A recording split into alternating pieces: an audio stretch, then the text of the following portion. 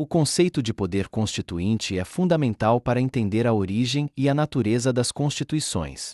No Chile, esse conceito tem uma história complexa e relevante, com implicações políticas e jurídicas significativas. Este documento explora a evolução do poder constituinte no Chile, desde suas origens históricas até os debates atuais sobre sua legitimidade e papel na democracia chilena.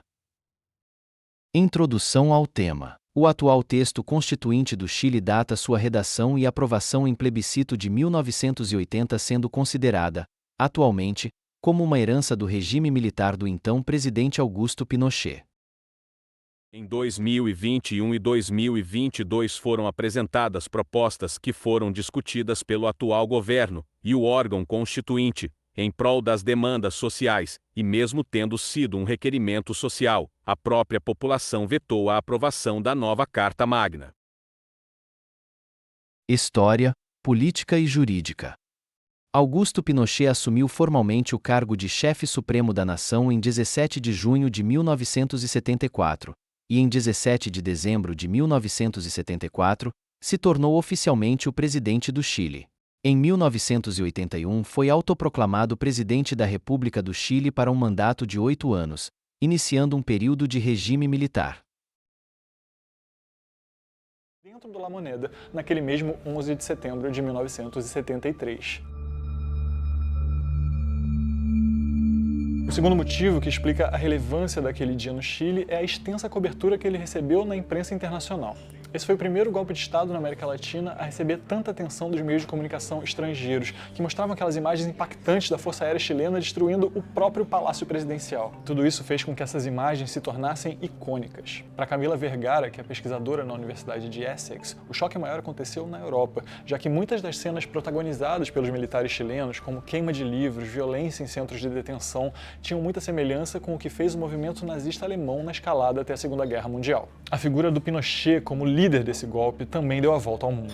De um lado, apoiadores de Pinochet, que incluíam a elite e grande parte da classe média chilena, diziam que esse golpe tinha salvado o Chile de um governo que arruinaria o país. Esses grupos acreditavam que a ditadura seria um estágio necessário para restaurar a ordem. O golpe também contou com o apoio e a cumplicidade dos Estados Unidos, que temiam o impacto de um governo socialista na sua área de influência. Mas o Pinochet, que passou 17 anos no poder, acabou se tornando um símbolo de um regime brutal. Segundo várias comissões da verdade realizadas no Chile, mais de 40 mil pessoas foram alvos de execução por motivos políticos, de desaparecimento, de prisões políticas e de tortura durante a ditadura.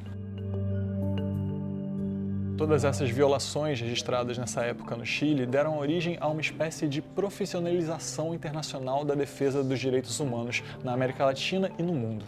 Conforme explicou David Lehman, da Universidade de Cambridge, abre aspas, floresceram organizações de apoio às vítimas perseguidas.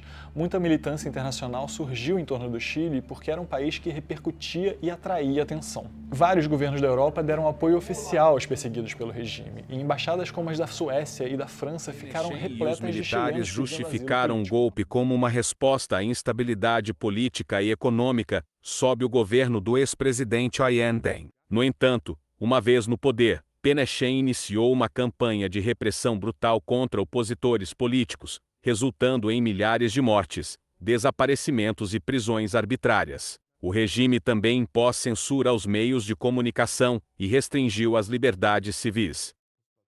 Em seu livro publicado, Martins 2016 expressa que a CAT perdeu a personalidade jurídica, líderes sindicais e estudantis foram presos, o Congresso Nacional foi dissolvido, reitores das universidades foram afastados, a imprensa foi amordaçada, setores da igreja foram atacados, servidores públicos foram perseguidos. Sofrendo também deste impacto, a reforma agrária passou por um grande retrocesso, devido à falta de acesso a créditos do Estado como incentivo. Com isso, índices de gastos sociais como educação, saúde e previdência social eram tidos como os piores de todo o continente latino. A partir desta situação, inúmeras revoltas sociais foram iniciadas em diversas partes do país, a fim de chamar atenção para o estado em que se encontrava a população. Dadas as circunstâncias por pressão social, em 1980 foi convocado um plebiscito para a homologação de uma nova Constituição Federal, a qual constituía o autoritarismo, institucionalizava a repressão e concedia poderes ilimitados ao ditador.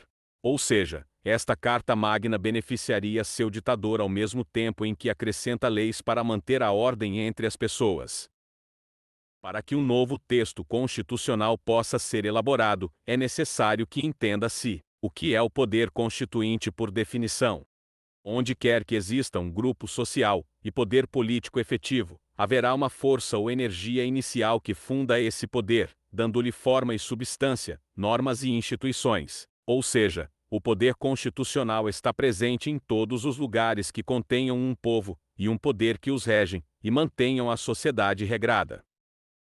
Em outubro de 1988 foi feito um novo plebiscito para definir o futuro do regime de Pinochet, onde este não venceu as eleições, conforme voto popular. A Carta Magna aprovada em 1980 teve sua vigência plena, somente 1990 onde é vigente até os dias atuais. Já no início do século XXI, o país passaria por diversas manifestações, em busca de uma estrutura mais justa e representativa para a sociedade, além de demonstrar descontentamento com acerca da Carta Magna atual.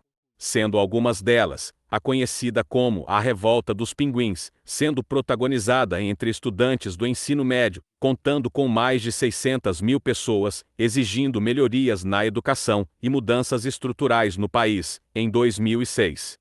Em 2011, protestos liderados por cerca de 100 mil estudantes universitários e professores foram organizados contra o sistema educacional, demandando uma formulação do modelo político local, uma vez que o atual segue a abordagem privatista neoliberal implementada durante o período militar, em apoio a uma educação pública, gratuita e acessível. E em 25 de outubro de 2019, onde atraiu em torno da Praça Itália 1.200.000 pessoas, requerendo uma redação de uma nova Constituição, para substituir a vigente, desde a era de Pinochet. Durante os próximos anos, foram feitas diversas votações, sendo maior parte delas a favor. Contudo, em 2022, uma nova proposta foi rejeitada por inúmeras razões, pelo período e situação sociopolítica do país naquele momento.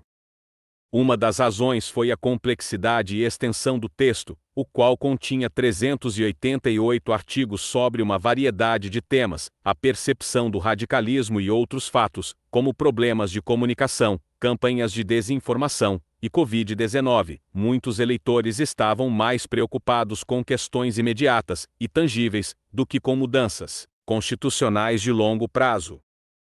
Conclusão. Em suma, a Constituição chilena datada de 1980 apresenta tanto o contexto social, político e econômico da época, quanto representa o Estado ditatorial que governava o país. Mesmo após mais de 3 décadas sendo vigorado, o texto constitucional ainda causava insatisfação no povo chileno, o qual nunca desistiu da luta por seus direitos, e sempre manifestaram suas inseguranças e descontentamento com a Carta. O desencadeamento de eventos de 2019 culminou na criação de uma convenção, que nos próximos 3 anos, seriam de extrema importância para o futuro da nação chilena. Mesmo com a rejeição da proposta, o povo chileno nunca deixou de se manifestar, e as ações continuaram até o ano seguinte, em 2023, onde uma nova tentativa foi elaborada.